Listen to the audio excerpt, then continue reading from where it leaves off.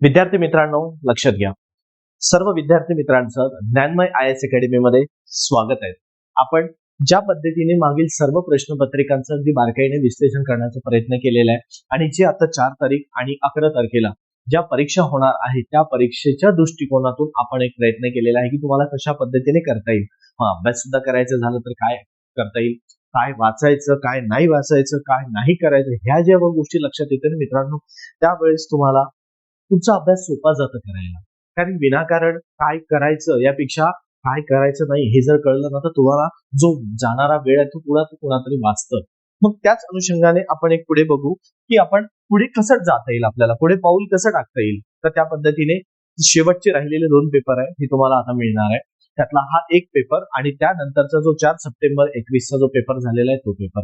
म्हणजे या दृष्टिकोनातून तुम्हाला जे 7 पेपर आहे, मागचे 8 पेपर आहेत, त्या 8ही पेपरच्या माध्यमातून आपण एक एक करत बघत आलेलो आहे की आपल्याला कशा पद्धतीने पुढे जायचं. मग आता एक लक्षात घ्या, जो पुढे बोलणार आहे तो विषय मी आता सांगतोय की जर समजा आता तुम्ही बऱ्याच काही कालावधीपासून अभ्यास करत असेल, म्हणजे 1 वर्ष, 2 वर्ष, 3 वर्षाची बरेच विद्यार्थी मित्र असतात आणि नेमकं काय होतंय की त्यांचा कुठेतरी स्कोर कमी यायला लागतो, बरोबर आहे. मग अशा वेळेस त्या विद्यार्थी मित्रांनी हार मानायची नसतात कधी. आलंय लक्षात? हार मानायची नाही कधी पण. विद्यार्थी मित्रांनो, तयारी झपाट्याने करायची, बरोबर आहे. पेपरला आपण आत्मविश्वासाने जायचं, ही हार मानायची नाही. कारण आपण आहे त्या ठिकाणापासून आहे त्या परिस्थितीत अभ्यास करत आलेलो असतो आणि आपल्यासाठी 1 तासाची लढाई असतो, जो मागील 1 वर्षाची मेहनतीमध्ये तुम्ही काय केलं, काय नाही केलं, पण ते सर्व विसरून आपण सकारात्मक दृष्टिकोनातून आपल्याला पुढे जायचं असतं. तेच म्हणजे आपल्याला येणाऱ्या परीक्षेच्या 1 तासासाठी, बरोबर. मग आपल्यासमोर आपल्या आयुष्याची लढाई असताना विद्यार्थी मित्रांनो सर्व जबाबदाऱ्या असतात, सर्व गोष्टी त्यामध्ये. पण लक्षात ठेवा, कुठल्याही टेन्शन घ्यायचं नाही, कुठल्याही परिस्थितीत कोणाला दिलेला शब्द आठवायचा नाही, काहीही गरज नाही. तुम्ही आणि फक्त तुमची मेहनत जी होईल ते चांगलं होईल, बरोबर आहे. आणि जरी विद्यार्थी मित्रांनो तुम्हाला या येणाऱ्या परीक्षेत नाही मिळालं यश, मग आयुष्य संपलं का रे आपलं? नाही. कुठलाही चुकीचा निर्णय घ्यायचा नाही, कुठलाही निगेटिव्ह रडत बसायचं नाही आणि काही पुढे बोंब मारत फिरायचं नाही. बरोबर. 4 तारखेचा पेपर आहे, 11 तारखेचा पेपर आहे, ह्या दोन्हीही परीक्षेला ताकदीने पुढे जायचं. जे होईल ते होईल. आपल्या मेहनतीने तुम्हाला जेवढे मार्क्स मिळेल ते तुमच्या मेहनतीने मिळणार. फक्त एवढं लक्षात ठेवा, जे मार्क्स मिळाले तिथून परत तुम्हाला बरोबर शासनाने किंवा आयोगाने संधी दिलेली आहे, ते म्हणजे पुढचे जून आणि जुलै महिना, बरोबर. या परीक्षेसाठी तुम्हाला ताकदीने उतरायचं आहे. फक्त चुका करणं ही माणसाचा म्हणजे खूप मोठी गुन्हा आहे हे नाहीये. तेच चूक परत करणं ही सर्वात मोठा गुन्हा असं मानलं जातं. आलं लक्षात? म्हणून चुका करा, 1000 चुका करा, पण एकच चूक वारंवार करू नका. म्हणजे त्या दृष्टिकोनातून तुम्ही कुठेतरी तो निर्णय घेण्याचा प्रयत्न करा. आलं लक्षात? म्हणजेच काय, तर ज्या चुका आता झालेल्या असेल तुमच्या 2024 आणि 2025 मध्ये, त्या 26 मध्ये होऊ देऊ नका. लगेच दुसऱ्या दिवशीपासून आपल्याला बघायचं की आपली चूक कुठे आहे हे कळणं सुद्धा फार महत्वाचं आहे आणि कळल्यानंतर वळणं सुद्धा फार महत्वाचं आहे. आणि जर समजा तुम्ही एकदा कळलं तुम्हाला आणि तुम्ही त्या दृष्टिकोनातून पाऊल टाकायला सुरुवात केलं, वळले, समजून जायचं आपण आपली अर्धी लढाई इथेच जिंकलेलं आहे आणि त्या दृष्टीने निर्णय घ्या आणि त्या दृष्टीने पाऊल टाका. तुम्हाला विद्यार्थी मित्रांनो 2026 हे तुमचंच असणार आहे. पण कधी जर समजा तुम्ही पाऊल टाकलेलं नसेल तर आणि पाऊल टाकलं असेल तर ते तुमचं असेल आणि तुमचं सुद्धा नसेल. म्हणून वास्तविकता डोळ्यासमोर ठेवा, प्रॅक्टिकली लाईफ जगा आणि अभ्यासाला बघा आता पुढे. त्यामुळे आता कुठलंही काही वाचत नका बसू, फक्त मागील जे प्रश्नपत्रिका तुमच्या आलेल्या तेवढं बारकाईने विश्लेषण करा की कुठले टॉपिक आयोगाने विचारलं, कुठले नाही. आपण हेच डिस्कस करणार आहे इथे, ठीक आहे. चला आता पुढे बघू त्याच पद्धतीने. काळजी करू नका, मी आहे सोबत तुमच्या, फक्त तुमची साथ असू द्या, ठीक आहे. माझं सहकार्य नेहमीच राहणार आहे. विद्यार्थी मित्रांनो लक्षात घ्या, टेन्शन घ्यायचं नाही, पुढे बघायचं.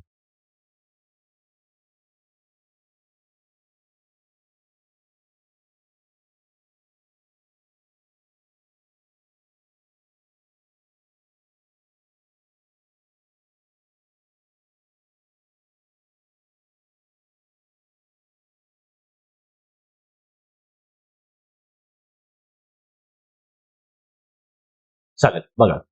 आता हा पेपर जो आलेला आहे ना मित्रांनो, लक्षात घ्या, हा 2021 चा गट ब चा पेपर आलेला आहे, बरोबर आहे. म्हणजे या दृष्टी लक्षात घ्यायचं की हा पेपर तुम्हाला जरी 2021 ची जाहिरात आहे, पण हा पेपर किंवा ही परीक्षा तुम्हाला 2022 ला झालेली आहे. तुम्हाला माहिती आहे कोविडमुळे जरा थोडे पेपर पुढे पुढे जात गेलेले होते. तर त्या दृष्टीने लक्षात ठेवा की 2021 चा पेपर 22 ला झालेला आहे आणि ती तारीख येते 26 फरवरी 2022 ला. आता बघा पेपरचं कुठले टॉपिक महत्वाचे फक्त तेवढं बघण्याचा प्रयत्न करू. मी खूप डीप मध्ये जाणार नाहीये. आता इथेच लक्षात घ्या, तुम्ही जे प्रश्न मागील प्रश्नपत्रिका ज्या प्रामाणिकपणे तुम्ही करत आलेले आहे, जे मी सांगत आलेलो आहे त्याला तुम्ही मनावरती घेऊन तुम्ही व्यवस्थित अभ्यास करत आलेले आहे, त्या दृष्टीने लक्षात ठेवा आता पुढे की आता इथे काय म्हटलेलं आहे त्यांनी सरपंचाचे, बरोबर आहे, सरपंचाचे किंवा उपसरपंचाचे रिक्त झालेले पद हे रिक्त झाल्याच्या दिनांकापासून 30 दिवसांच्या आत भरले पाहिजे. आता मित्रांनो एक लक्षात घ्यायचं, इथे आपल्याला ते नाही बघायचं आहे किती दिवसांनी काय कसं आहे, हे तुमच्याकडे नोट्स आहे, तुम्ही अभ्यास करत आहे, तुम्ही सर्व बघत आलेले असतात, बरोबर. पण त्या दृष्टीने समजून घ्यायचा प्रयत्न करा की तुम्ही जे बघत आलेले असेल, तुम्ही जो अभ्यास करत आहे, टॉपिक कुठल्या प्रश्न म्हणजे प्रश्न कुठल्या टॉपिकवर गेलेला असेल तर मित्रांनो लक्षात घ्या, इथे येतं ग्रामपंचायत, बरोबर. ग्रामपंचायत मधला हा टॉपिक येतो आणि ग्रामपंचायत मध्ये जर सब टॉपिक म्हटलं आपण तर इथे सरपंच आहे. म्हणजे तुम्हाला महत्वाचं काय आहे, ग्रामपंचायत करणं, स्थानिक स्वराज्य संस्था करणं, कारण की नुकत्याच आता निवडणुका सुद्धा जाहीर होत आहे, निवडणूक आयोग सुद्धा जाहीर करत आहे. आता नुकत्याच महानगरपालिकेचे झालेले आहे, म्हणजे महानगरपालिकेच्या तारीखा जाहीर झालेल्या सर्व त्या दृष्टीने पुढे बघायचं. आता पुढे एक एक म्हणून त्यासाठी आपल्याला स्थानिक स्वराज्य संस्था फार हा टॉपिक महत्वाचा आहे. तर तुम्ही नक्की हे प्रश्न वाचून जा. ग्रामपंचायतवरती प्रश्न राहण्याची शक्यता आहे मित्रांनो.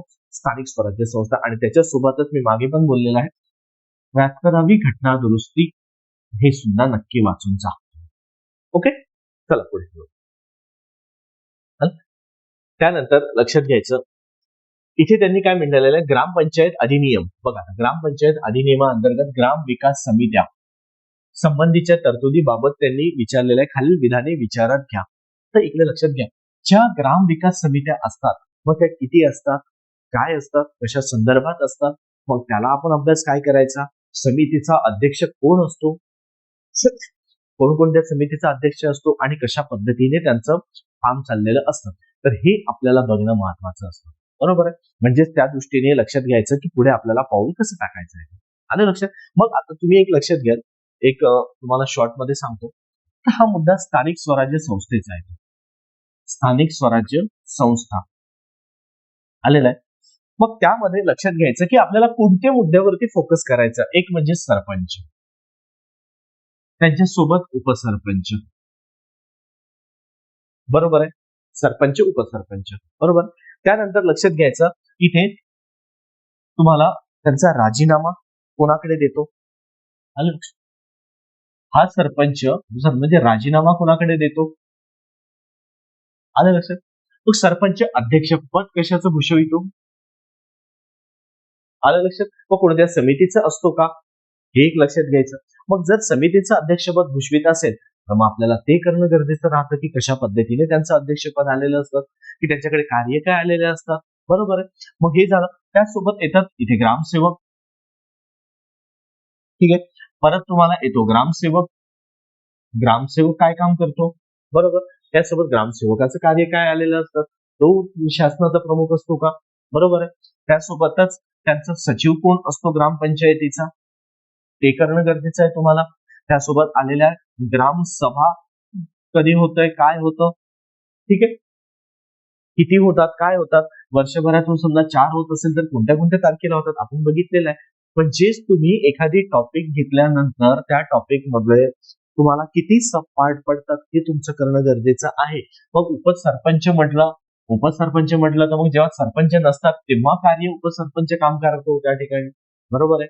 मग जर समजा अचानक त्यांनी राजीनामा दिला किंवा कार्यकाळ पूर्ण होण्याच्या आत जर समजा त्यांचं पद रिक्त झालं असेल तर मग अशा वेळेस पद कोण भूषवतं त्यांचं, बरोबर आहे.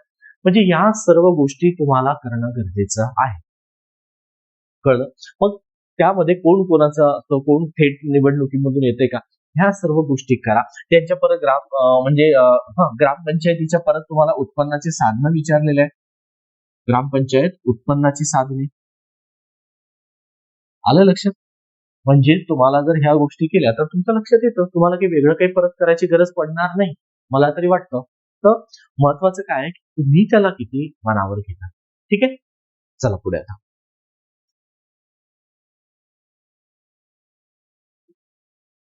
बघा आता पुढचा प्रश्न येतोय. ठीक आहे, इथे सुद्धा त्यांनी मग ग्राम समित्या म्हणजे ज्या पद्धतीने समित्या असतात, समित्या कोणत्या समितीचा अध्यक्ष आहे, काय आहे हे सध्या समजून घ्या तुम्ही. ठीक आहे, पुढे हे बघा, सरपंच हा पदसिद्ध अध्यक्ष असेल, ग्रामसेवक काय काम करतो, सचिव असतो का, काय सर्व तुमच्याकडे आहे. आणि जर नसेल, कुठून वाचायचं म्हणत असेल तुम्ही, तर 6वीचं पुस्तक आहे जे ओल्ड आहे, ज्याच्यावरती पंचायत राज दिलेला आहे, ते पुस्तक नक्की वाचून घ्या. अगदी छोटं पुस्तक आहे, खूप मोठं नाहीये. ठीक, पुढे बघायचं. त्यानंतर येतो आता सरकारी आयोग. बरोबर, हा सरकारी आयोग व्यवस्थित करून घ्या मित्रांनो. व्यवस्थित आहे, कारण कसं सरकारी आयोगावरती आधी सुद्धा प्रश्न आलेला आहे तुम्हाला. त्यासोबत राज्य पुनर्रचना आयोग, दार आयोग, बरोबर आहे, किंवा दार समिती आपण म्हणतो त्याला, ते तसं राज्य पुनर्रचना आयोगावरती तसंच तुम्हाला प्रश्न आहे. ठीक आहे, राज्य पुनर्रचना आयोग यालाच आपण काय म्हणतो, फाजल अली कमिशन. यावरती सुद्धा प्रश्न तुम्हाला आहे, फाजल अली कमिशन किंवा आयोग. ठीक, आणि हे कधी आलेलं असेल तर 1953चा आयोग आहे.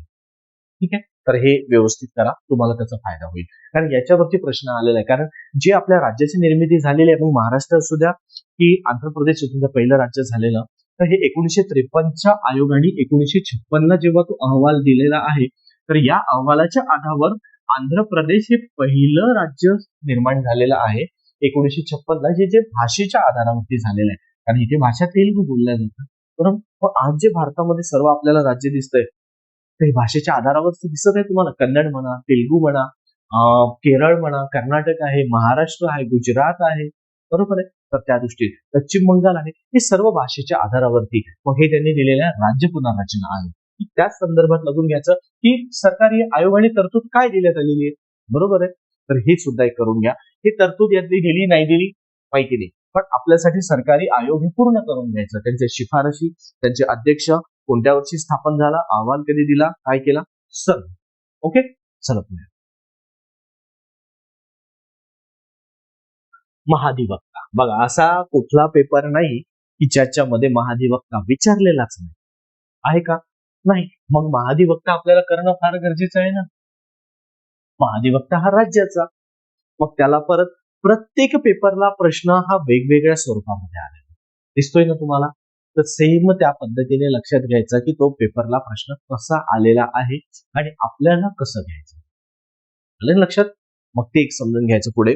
म्हणजे एक बघा आता पुढे की ज्या वेळेस आपण करतो तर महाधिवक्ता, मी परत म्हटलं की तुम्हाला कलम 165 वरती पण प्रश्न आलेला आहे. मागे हे मी नाही, हे मागचे पेपरच तुम्हाला सांगत आहे ना. पेपरला प्रश्न कसे आलेले आहेत, मग ते आपल्याला तेच पुढे जाणं महत्वाचे असतात पुढे. ठीक आहे, चला पुढे.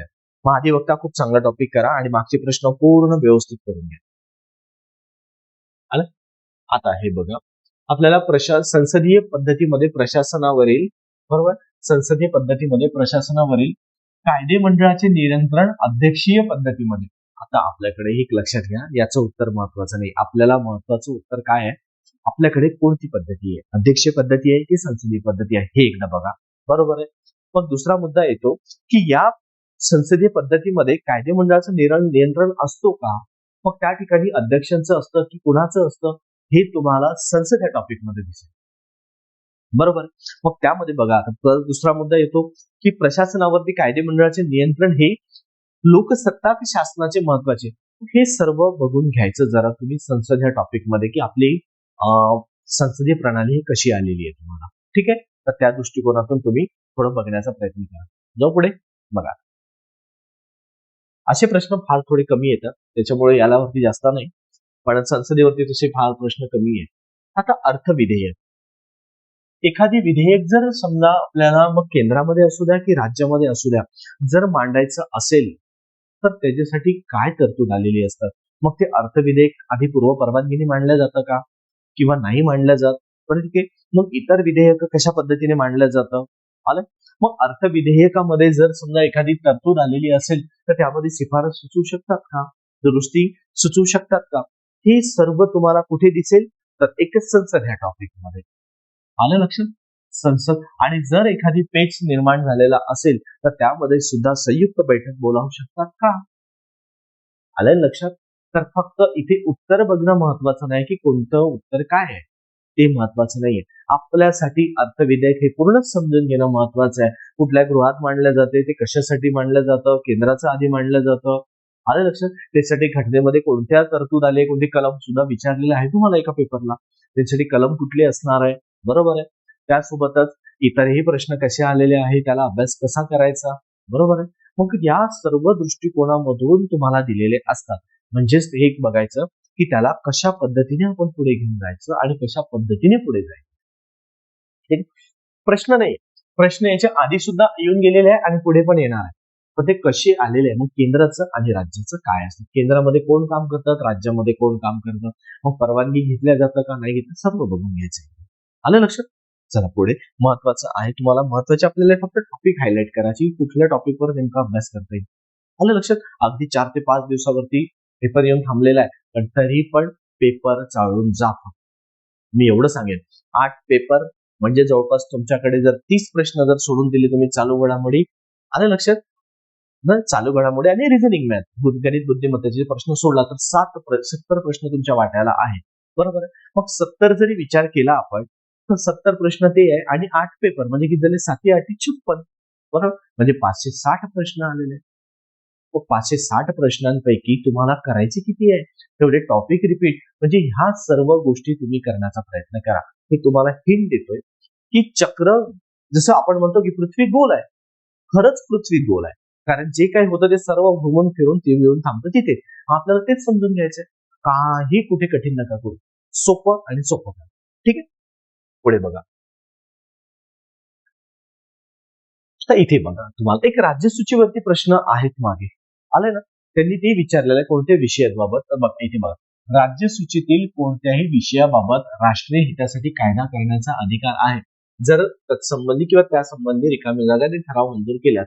मग आता तुम्हाला केंद्र सूची, राज्य सूची, समवर्ती सूची लक्षात घ्यायचं, समजून घेणं महत्वाचं राहतं आपल्याला की केंद्राचं आणि राज्याचं काय. बघा आता इथे तुम्हाला 3 सूच्या येतात ना, बरोबर. सूची आलेली असतात 3 केंद्राच्या. सूची म्हणजे ते अनुसूची नाही. बऱ्याच विद्यार्थ्यांना वाटतं सूची म्हणजे अनुसूची, तसं नाहीये. अरे सूची म्हणजे हा केंद्र सूची वेगळी, राज्य सूची वेगळी, बरोबर आहे, आणि समवर्ती सूची वेगळी. तर त्यासोबतच जे परिशिष्ट आणि अनुसूची त्या वेगळ्या, त्या सूची वेगळी आणि अनुसूची वेगळी. ठीक, तर इथे बघा केंद्र, राज्य आणि समवर्ती, साधं सोपं, बरोबर आहे. मग ह्या केंद्रामधले विषय कधी वाढतात कधी कमी होतात. इथले पण विषय तुम्हाला कधी वाढतात कधी कमी होतात आणि समवर्तीमध्ये पण सुद्धा कधी वाढतात कमी होतात. म्हणजेच काय, कुठल्या विषयांना कुठल्या विषयामध्ये घेऊन जायचं हे तुमच्या लक्षात येऊन जातं आणि त्या संदर्भातच तुम्हाला ते काम करावं लागतं. आलं ना पुढे. मग आता एक लक्षात घ्यायचं पुढे आपल्याला की ज्या वेळेस आपण पुढचा निर्णय घेतो कसं असेल, मग केंद्रावरती कोण काम करणार. इथे जर समजा केंद्र सूची मधलं जे असतात ना, केंद्रच कायदा करतात. मग राज्य सूचीवरती इथे राज्य कायदा करतात, पण समवर्तीवरती केंद्र व राज्य जेव्हा एकत्र येतात आणि त्यावरती कायदा करण्याचा अधिकार हा दोघांना सुद्धा असतो. समवर्ती, समान अधिकार हा दोघांना असतो, बरोबर आहे. मग त्यानुसार ते काम करतात पुढे. मग केंद्र, राज्य, राज्य आणि कायदा, चालेल. मग आता इथे विषय त्यांनी म्हटलेला आहे की विषय कशा पद्धतीने. मग आता हे सर्व तुम्हाला कुठे वाचावं लागेल, तर तुम्हाला पुस्तकामध्ये नोट्समध्ये दिलेला आहे. क्लासच्या स्टुडंटला मी दिलेला आहेच क्लासमध्ये. तुम्हाला सर्व हे सर्व गोष्टी तुम्हाला पेपरचे नोट्स मध्ये सर्व दिलेलं आहे. फक्त तुम्ही करणं फार महत्वाचं आहे. आलं लक्षात. मला तुमचं स्कोर यावेळेस बऱ्यापैकी मुलांनी अटेम्प्ट केलेला हवा असतो, त्यामुळे लक्षात घ्या. मुख्यला आपण जाऊ, टेन्शन घेऊ नका. जे विद्यार्थी मुख्यला राहणार आहे ते असं मुख्यचे पण पेपर एकदम एक्सप्लेन करून देईल, काळजी करू नका. आले. फक्त तुमची साथ महत्वाची आहे. म्हणून ज्या विद्यार्थी क्लासमध्ये आहे, क्लासच्या विद्यार्थ्यांना जे मिळत आहे त्यांनी पण करा, आणि जे क्लासच्या व्यतिरिक्त बाहेरचे पण विद्यार्थी बघत असेल त्यांच्यासाठी पण हाच व्हिडिओ सर्वांसाठी मी देतोय. आलं ना. ठीक, काही अडचण आल्यास सांगा. फक्त काय, तुम्ही हे व्यवस्थित करून घ्यायचं. राज्यसभा, लोकसभा, त्यामध्ये सूची पण आलेल्या असतात. मग कोणत्या सूचीवरती कोणाला अधिकार आहे, कधी कोणते विषय, आणि यासोबत आता राज्य सूचीमध्ये किती विषय आहे ते पण बघून घ्या. केंद्र सूचीमध्ये किती विषय आहे आणि समवर्ती सूचीमध्ये किती विषय. हा झाला एक पार्ट.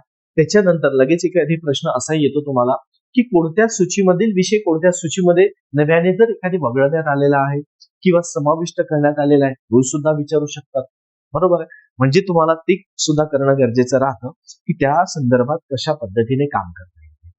आलं लक्षात? मग ते बघा आता फक्त त्याला कोणत्या घटकावरती तुम्हाला कशा पद्धतीने काम करायचं. चला पुढे बघा. आता येतो महाराष्ट्राच्या संदर्भात. परत आपण स्थानिक स्वराज्य संस्थेवरती आलो. ठीक आहे. मग स्थानिक स्वराज्य संस्थेवरती प्रश्न परत तुम्हाला फिरतो. म्हणजे बघा इथे काय म्हटलं त्यांनी, जिल्हा परिषदेची बैठक. आलं लक्षात? आणि जिल्हा परिषद अध्यक्ष म्हणजे इथे तुम्हाला जिल्हा परिषद करणं महत्वाचं आहे. टॉपिक बघायचं, तुम्हाला प्रश्नावरून आपला टॉपिक बाहेर काढायचं. ठीक आहे. पण जिल्हा परिषदेचा अध्यक्ष कोण असतो? आलं लक्षात? उपाध्यक्षपद कोण निभावतो? ठीक आहे. तर त्यांचा कार्यकाळ काय असतो? आलं लक्षात? त्यांचे अधिकार काय आहे? ठीक आहे. व त्यांचे कार्य काय आहे? ह्या सर्व गोष्टी तुम्हाला समजणं महत्वाचं आहे. आलं लक्षात? कधी समजेल तुम्हाला? ज्या वेळेस तुम्ही त्या पद्धतीने काम कराल. आलं लक्षात? मग पुढे लक्षात घ्यायचं की याला कशा पद्धतीने पुढे, म्हणजे तुम्हाला जिल्हा परिषद एक काम आणि परत याचा जो अधिनियम आलेला असतो किंवा कायदा हा सुद्धा करून घ्यायचा. आलं ना? अधिनियम किंवा कायदा. जो पुढे बघा, त्यानंतर येतो आपण पुढे, म्हणजे जिल्हा परिषद करा चांगल्या पद्धतीने. आणि प्रश्न मागे पण आपण बघितलेलंच आहे, तुमच्या लिस्टमध्ये असेलच हा टॉपिक. ठीक आहे. त्यानंतर उच्च न्यायालय. इथे बघा तुम्हाला केंद्राचं वगैरे फार कमी दिसणार, केंद्रावरती प्रश्न, राज्यावरती प्रश्न जास्त दिसणार, म्हणून राज्यावरती फोकस जास्त करा. इथे काय म्हटलं त्यांनी, राज्याच्या उच्च न्यायालयामध्ये मुख्य न्यायाधीश रिकामी जागा समावेश असतो. बरोबर आहे. राज्याच्या उच्च न्यायालयामध्ये मुख्य न्यायाधीश व त्यासोबत इतर न्यायाधीशांचा, पण किती न्यायाधीशांची संख्या असायला पाहिजे हे वेळोवेळी बदललेली असतात. आलं, गरजेनुसार ते वाढू शकतात. काय वाढवू शकतात? हे सर्व अधिकार तुम्हाला न्यायालयाला दिलेले आहेत. पण संसदेमधून सुद्धा माहिती घेतात ना, ते स्वतः वाढवू शकत नाही. मग हे तुम्हाला करायचं असेल तर मग आता हा टॉपिक कोणता करायचा, तर उच्च न्यायालय, हायकोर्ट हा टॉपिक पूर्ण व्यवस्थित करा. याच्या पूर्वी पण प्रश्न आलेले आहेत. बरोबर. मग हे जे प्रश्न असेल, मग याच्यावरती कलमवरती पण प्रश्न आलेले आहेत, कोणते अधिकार असणार. ठीक आहे. मग हे राजीनामा कोणाकडे देतात मुख्य न्यायाधीश, ते जर गैरहजर असल्यास त्यांचं कार्य कोण निभावतात ते पण आलेलं असतं. त्याच नंतर जर कलम आलेला आहे, त्यांचा राजीनामा कोणाकडे देतात ते, आणि त्यानंतर लक्षात घ्यायचं की त्यांचा विशेषाधिकार म्हणजे त्यांचं अधिकार क्षेत्र काय असणार. ठीक आहे. अधिकार क्षेत्र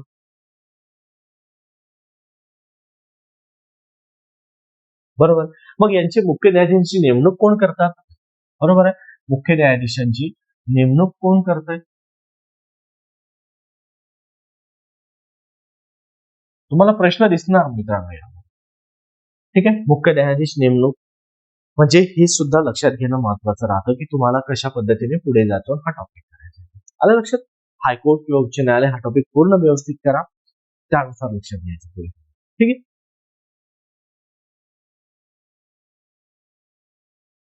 राज्यघटना निर्मिती. आता राज्यघटना निर्मितीचे प्रश्न नाहीये का रे? आधी सुद्धा बघितलेले आपण प्रश्न आलेलेच आहे ना त्यावर. मग तुम्ही सुद्धा ते करणं गरजेचं आहे की राज्य निर्मितीवरती तुम्हाला कशा पद्धतीने अभ्यास करायचा आहे, कशा पद्धतीने काय करायचं आहे. आलं लक्षात? बघा आता पुढे राज्य निर्मिती टॉपिक कसा करणार. आता इथे बघा त्यांनी काय म्हटलेलं आहे,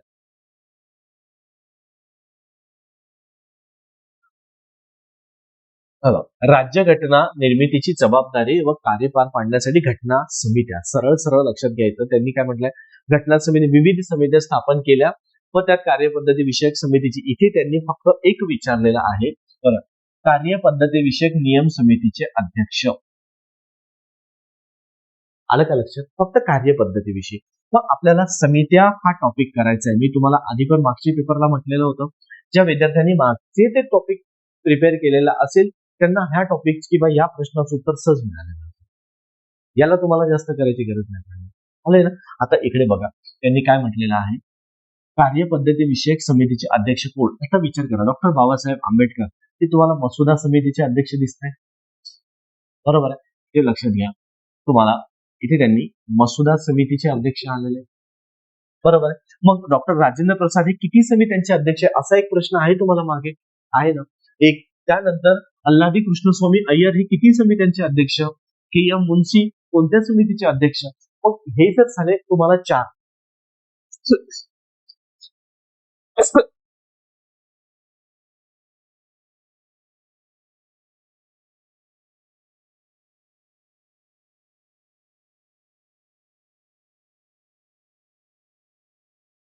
बरोबर आहे. हे तर झाले आहेत तुमचे चार.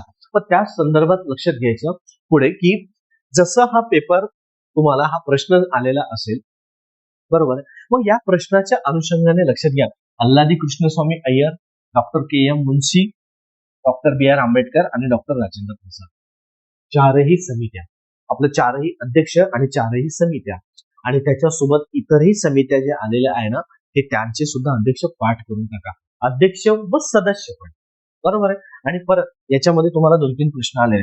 समित्यांची स्थापना वर्ष करा, कारण मसुदा समितीचं तुम्हाला वर्ष विचारलं. एक त्यानंतर त्यांचे अध्यक्ष, ज्या सर्व समित्या आहेत त्या, बरोबर, आणि त्यांची ज्या समित्यांचे परत सदस्य, जसे तुम्हाला मसुदा समितीचे सदस्य आलं लक्षात, घटना समितीचे सदस्य कोण होते त्यामध्ये, मग हे समित्यांचे अध्यक्ष सदस्य सुद्धा व्यवस्थित करून घ्या, तुम्हाला त्यामध्ये तुम्हाला फायदा होईल त्याचा. आलं लक्षात. मग अजून काय पाहिजे असतं, मग ह्या गोष्टी, स्थापना वर्ष पण विचारलेलं आहे तुम्हाला, आठवतंय तुम्हाला मसुदा समितीचं स्थापना वर्ष. मागचे प्रश्न बघा रे, तुमच्या लक्षात येईलच. आपल्याला काय करायचंय, खूप जायचं नाहीये आपल्याला, आपल्याला पास व्हायचं. पास व्हायचं असेल तर ह्या गोष्टी करणं गरजेचं आहे. आलं लक्षात. पुढे बघा आता इथे की त्या दृष्टिकोनातूनच आपल्याला पुढे जायचं असतं. ठीक आहे, पुढे जायचं आता बघा. म्हणजे हा टॉपिक व्यवस्थित करा. आणि कुठे येणार तर घटना निर्मिती मध्ये तुम्हाला समित्या आलेल्या आहेत. समित्या पाठ करा घटना निर्मितीच्या. त्यासोबतच तुम्हाला राज्यघटना समित्या करा, स्त्रोत करा. आलं लक्षात. कुठून घेण्यात आलं, कोणत्या देशाकडून काय घेण्यात आलेलं ते पण बघा आणि त्या दृष्टीने पुढे जाण्याचं. ठीक आहे, चला बघा. आता येतो आपण इतिहासामध्ये. प्रश्न रिपीट आहे ना रे मित्रांनो. बघा त्यांनी काय म्हटलंय तुम्हाला, बाळशास्त्री जांभेकरांवरती पण प्रश्न आलेला आहे, गोपाळ हरी देशमुख, महात्मा ज्योतिबा फुले आणि महर्षी धोंडो केशव कर्वे, बरोबर. मग यामध्ये तुम्हाला हे चारही व्यक्तीचा एकत्रच अभ्यास तुम्हाला देतो 11वीच्या पुस्तकामध्ये. महाराष्ट्राचा इतिहास ते करा, त्याच्याशिवाय पर्याय नाही. आलं ना लक्षात.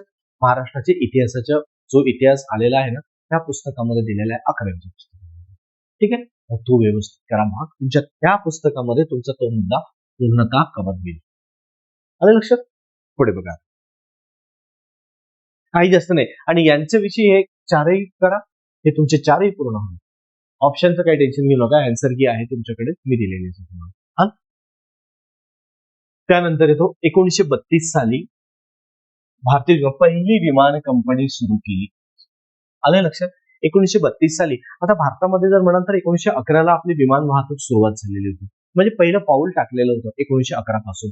आणि मग पुढे पुढे 1932ला एक कंपनी भारतामध्ये स्थापन केलेली आहे आणि ती कंपनीच काय नाव असेल काय, मग आता तुम्हाला एक लक्षात घ्या, तुम्हाला इंडियन नॅशनल एअरवेज पण करा, Tata airways limited, imperial airways आणि इंडियन ट्रान्सकॉन्टिनेंटल एअरवेज, ह्या चारही जरा थोडं एकदा बघून घ्या, तुमच्या नोट्स मध्ये असेल. म्हणजेच काय, आपल्याला एक उत्तर एक कंपनी बघून जमणार नाही, तर आपल्याला तिन्ही उत्तर तिन्ही कंपन्या कोणत्या कोणत्या आलेल्या आहे होऊ शकेल, कोणत्या कंपनीमध्ये मर्ज झाली आहेत का, बरोबर आहे, ते सुद्धा म्हणजे त्या दृष्टिकोनातून लक्षात घ्यायचं पुढे. ठीक आहे, चला बघा. कारण भारतामध्ये विमान वाहतूक कधी सुरुवात झाली ते एक तुम्हाला 1911ला, तो एक तसा एक प्रश्न आहे. ठीक, पुढे येतो आपण. यांनी काय म्हटलेलं आहे बघा, देशाची खरी उन्नती व्हायची असेल तर प्रथम उन्नत धर्माचा प्रसार झाला पाहिजे. जोपर्यंत धर्म जागृती होत नाही तोपर्यंत खरे यश मिळणार नाही, बरोबर आहे. असे मत कोणाचे होते, बरोबर. आता इथे डॉक्टर भांडारकर, रानडे, न्यायमूर्ती तेलंग आणि आत्माराम पांडुरंग तरखंडे हे यांचं विधान आलेलं आहे. आणि विधानांवरती तुम्हाला प्रश्न आहेच मित्रांनो, आहे. मग त्या दृष्टीने लक्षात घ्यायचं जर त्या विधानांवरती प्रश्न पण आलेले आहे आणि इतरही विधानं तुम्हाला विचारतात, तर त्या दृष्टीने लक्षात द्यायचं की ती विधानं कशी आलेली आहे. बरोबर आहे. तर ती विधानं कशी आहे आणि त्या विधानांवरती नेमकं त्यांनी काय विचारलं. आलं का लक्षात? मग ते विधानं कोणी काय काय जसं आपण म्हटलं लोकमान्य टिळकांनी सुद्धा म्हटलेलं आहे. बरोबर आहे. देव जर अस्पृश्य मानणारा असेल तर देवाला मी देव मानणार नाही. बरोबर आहे. हे लोकमान्य टिळकांचं एक वाक्य आहे. बरोबर आहे. एक त्यानंतर अं, एक विधान पण आलेलं आहे. महात्मा गांधींनी म्हटलेलं आहे, ज्यावेळेस महात्मा गांधी गोलमेज परिषदेमध्ये गेलेले ते सुद्धा विचारलेलं आहे की मागितली भाकरी मिळाला धोंडा. बरोबर आहे. ते पण एक विधान आलेलं आहे. त्यानंतर तुम्हाला असे बऱ्याच ठिकाणी तुम्हाला विधानं दिसतं की कुणी काय काय म्हटलं. म्हणून जेवढे काही विधानं झालेले आहेत तुमच्या नोट्समध्ये आहे किंवा तुम्ही जे काही अभ्यास करत असाल तुमच्या नोट्समध्ये किंवा तुमच्या पुस्तकांमध्ये जिथे कुठे आहे, विधानं एकदा वाचून घ्यायचं. कोणी काय काय विचारलेलं. मग ब्रिटिशांनी सुद्धा काय विचारलं, जसं काँग्रेसला म्हटलेलं आहे ते सुद्धा विधान तुम्हाला विचारलेलं आहे. बरोबर आहे. कुणी म्हटलेलं आहे अल्पसंख्याक म्हणून काँग्रेसला, तर ते एकदा बघून घ्यायचं. म्हणजे ह्या गोष्टी तुम्हाला फार महत्वाच्या असतात. तुम्ही कशा पद्धतीने त्याचा उच्चार करता आणि कशा पद्धतीने पुढे पाऊल टाकता. ओके, चालेल बघा. म्हणून कोणी कोणी काय काय म्हटलं. मग आता सर्वात चांगला उपाय तुमच्यासाठी काय, अकरावीच्या पुस्तकात दिलेला आहे, एकदा तुम्ही वाचून घ्याल. ठीक आहे. आणि त्यांच्याविषयी काही विधान असेल तुमच्या नोट्समध्ये पण ते पण एकदा वाचा. बस, काही टेन्शन नाही घ्यायचं. ठीक आहे. मोजके समाजसुधारक विचारलेले आहेत. त्या समाजसुधारकांची एक लिस्ट तयार करायची आणि तेवढे समाजसुधारक करा. भुवन फिरून चक्र तिथे छान थांबलेलं असतं. हा, पूर्वला तुम्हाला तेच तेच विचारते, पण मुख्यला जर म्हणा मग मुख्य तुम्हाला समाज सुधारकांमध्ये थोडं खोलवर जातं. आलं ना? थोडं खोलवर विचारलं जातं, थोडं आतमध्ये एकदम विचारलं जातं मुख्यला. पण पूर्वाला काही अडचण नाही. पूर्व परीक्षेला तुम्ही या पद्धतीने करू शकता. ठीक. आता इथे नारायण मेघाजी लोखंडे परत आले. मग आता नारायण मेघाजी लोखंडेला प्रश्न आलेलाच आहे. हे तर तुम्ही 11वीच्या पुस्तकामधून वाचत असाल. पण लक्षात घ्यायचं, त्यांनी काढलेलं म्हणजे वृत्तपत्र, त्यांनी कुठल्या वृत्तपत्रांना सुरुवात केली असे म्हणू शकतो किंवा त्यांनी कुठल्या वृत्तपत्राला त्यांनी पाऊल टाकलेलं आहे असं म्हटलं. पण यामध्ये लक्षात घ्यायचं, समाचार चंद्रिका हे कोणाचं आहे, दीनबंधू हे कोणाचं आहे, प्रभाकर हे कोणाचं, अज्ञान प्रकाश कोणाचं असेल. बघा इथे तुम्हाला वृत्तपत्र संदर्भात कसं अभ्यास करायचा आहे ते बघा. एक वृत्तपत्र सुरुवात झाल्याचं वर्ष, त्यांचे संपादक कोण आहेत ते आलं लक्षात. त्यानंतर त्या वृत्तपत्राचा वैशिष्ट्य किंवा उद्देश आपण म्हणू शकतो. वैशिष्ट्य किंवा उद्देश काय होता, कशासाठी ते सुरू करण्यात आलेलं असेल. बरोबर आहे. आणि सोबत त्याचं ठिकाण, कोणत्या ठिकाणावरून ते प्रकाशित करण्यात यायचं. आणि वृत्तपत्रावरती त्यासोबतच कोणतं वृत्तपत्र कोणत्या संस्थेचं मुखपत्र होतं का ते सुद्धा विचारलेलं आहे तुम्हाला. बरोबर आहे. मग ते एकदा बघायचं की मुखपत्र कोण होतं, कोणतं होतं, काय होतं, कशा पद्धतीने होतं. लक्षात. तर पुढे बघा, त्याचा उद्देश कशा पद्धतीने होतो आणि कशा पद्धतीने त्याचं पुढचं पाऊल टाकलं जातं. ना, म्हणजेच तुम्हाला ते समजून घेणं महत्वाचं राहतं की कशा पद्धतीने आलेलं आहे. आलं. मग पुढे आता कळलं ना. मग हा मुद्दा तुम्हाला वृत्तपत्र ह्या टॉपिक मध्ये तुम्हाला करून घ्यायचा सर्व समाज सुधारकांच्या संदर्भात. ठीक आहे. पुढे चला. हे चारही ज्या महिला समाज सुधारक आलेल्या आहे ना, हे सुद्धा 11वीच्या पुस्तकात दिलेले आहे. जनाक्का शिंदे, ताराबाई, रमाबाई आणि पंडिता रमाबाई. बरोबर. त्यांनी कोणत्या पुस्तकाची स्थापना केली, कुठलं पुस्तक काढलंय, कुठल्या संस्थेची स्थापना केली, त्यांनी कुठलं सदन काढलं, सर्व दिलेलं आहे. फक्त मित्रांनो मी वारंवार सांगतो, 11वीचं पुस्तक खूप वाचून जा. कारण महाराष्ट्राच्या इतिहासावरती बऱ्यापैकी प्रश्न तुमचे 50% पेक्षा जास्त प्रश्न 11वीच्या पुस्तकातून सुटतात. त्याच्या पलीकडे तुम्हाला काय करायचं असेल तर त्याच्या पलीकडे तुम्हाला चांगल्या पद्धतीने मग नोट्स, जे क्लास नोट्स आहे ना त्यामधून काही प्रश्न सुटणार. पण आता तुम्ही काही वाचत बसू नका. आता फक्त आहे तेच नीट करा, म्हणजे तुमचा मुद्दा पुन्हा सुटून जाईल. काही टेन्शन येणार नाही. आलं लक्षात. पुढे बघायचं.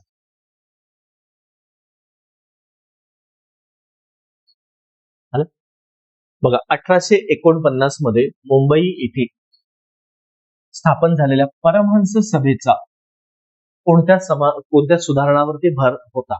म्हणजेच याचा अर्थ परमहंस सभेने कशावरती भर दिलेला होता, कोणत्या सुधारणावरती भर दिलेला होता किंवा त्यांच्या स्थापनेचा उद्देश काय होता.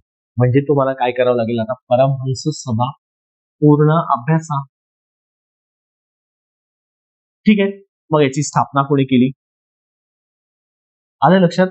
कोणत्या वर्षी झाली स्थापना? त्यामध्ये काही सदस्य आहे का तुमची? बरोबर आहे, बरोबर. स्थापना, वर्ष, सदस्य आणि शेवटी त्यांचा उद्देश काय होता. बस. परमहंस सभेवरती परत प्रश्न आलेलेच आहे ना रे. तुम्ही जर मागचे प्रश्न बघाल ना, तुम्हाला मागचे प्रश्न दिसतातच, तुम्हाला काही करायची गरज नाही पडणार जास्त. कळलं? त्याच्यामुळे व्यवस्थित बघून जा परमहंस सभा. ठीक आहे, कोणाशी संबंध होता, कशावरती त्यांनी दिलेला असेल ते. आणि परत याच्या पलीकडे आता एक पाऊल आपल्याला असे जाता येतं. विधवा पुनर्विवाह कोणत्या संस्थेने पुढाकार घेतलेला? मुद्दा आलेला आहे. विधवा पुनर्विवाह हा कोणती संस्था किंवा कोण त्यांनी पाऊल उचललेलं होतं.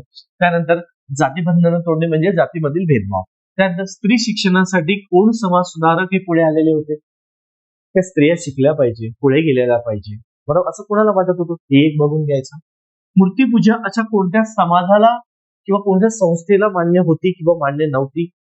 बरोबर आहे. कोण समाज सुधारक मूर्तीपूजेच्या विरोधात होते, सहकारी होते, त्यांचं सहकार्य होते किंवा पुरस्कार करत होते? तर हा मुद्दा आला ना लक्षात.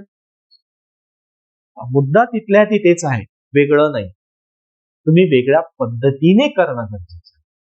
आलं ना? म्हणजेच मग परत तुमचे 4 जे मुद्दे असेल किंवा एक मुद्दा जर ह्या परमहंस सभेचा असेल तर इतर 3 मुद्दे 3 संस्थेचे 3 समाज सुधारकाचे संबंधित आहेत.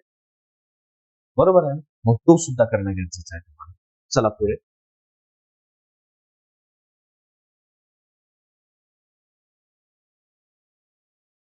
तर भारतीय कामगार वर्गाचा उदय. परत बघा, एकाच पेपरला परत तो प्रश्न म्हणजेच मेघाजी लोखंडेवरती आलेला आहे.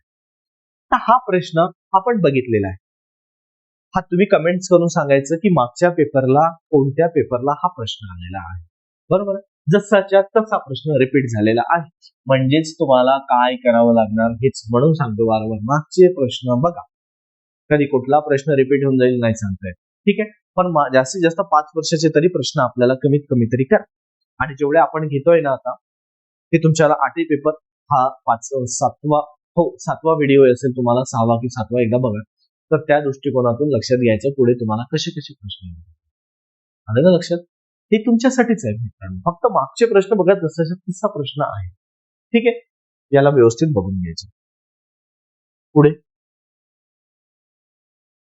म्हणजे याच पेपरला जर बघाल ना तुम्ही, याच पेपरला तुम्हाला प्रश्नाचं उत्तर बघा दिसते. आता मागच्या पेपरला आलेल्या प्रश्नांमध्ये तुम्हाला दाखवतो वृत्तपत्राचा प्रश्न. इथे काय म्हटलंय बघा, नारायण मेघाजी लोखंडेवरती. इथे त्यांनी कोणत्या प्रश्नाला, म्हणजे त्याचं उत्तर नक्कीच दीनबंधू असणार आहे. बरोबर आहे, नाही आलं कधी कधी होतं बरं, एकाच पेपरला असे 2-3 प्रश्न सुटतात, कारण की आताही झालेले आहेत मागे.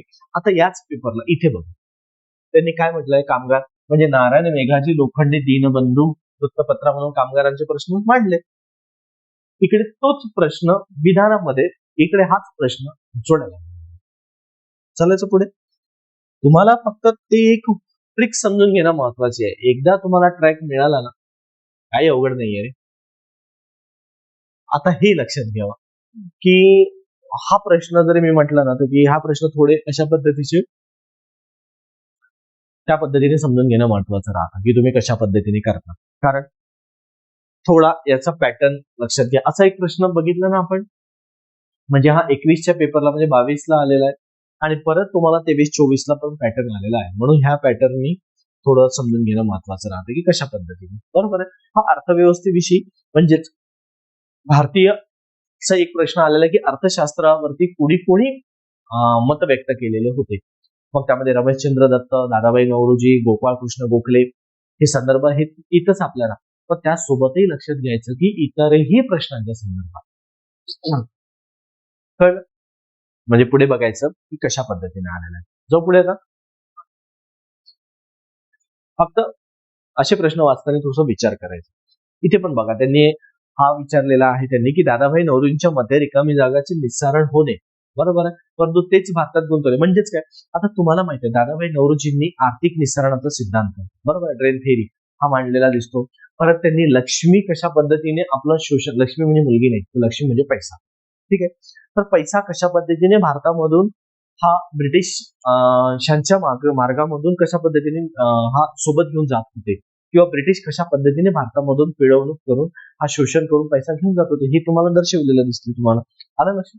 म्हणजेच काय ते माध्यम त्या गोष्टी त्या वस्तू त्या पद्धतीने दिसतंय तुम्हाला. मग त्यामधूनच तो मुद्दा पुढे आलेला दिसतो. आलं लक्षात? म्हणजेच काय तुम्हाला त्या पद्धतीने तो मुद्दा जशा पद्धतीने पुढे आलेला असेल ना तो मुद्दाच तुम्हाला लक्षात घेणं महत्वाचं राहतं की कशा पद्धतीने पुढे जायचं. ठीक आहे. कारण अर्थशास्त्रावरची विषयी मत व्यक्त करणारे पहिले म्हणजे दादाभाई नौरोजींनीच सांगितलं आपल्याला की लक्ष्मी कशा पद्धतीने विलायतीला चालली म्हणजे आता पैसा कशा पद्धतीने परदेशामध्ये घेऊन जात आहे ब्रिटिश लोक ही यामधून दिसून पडतात. ठीक आहे. चला पुढे.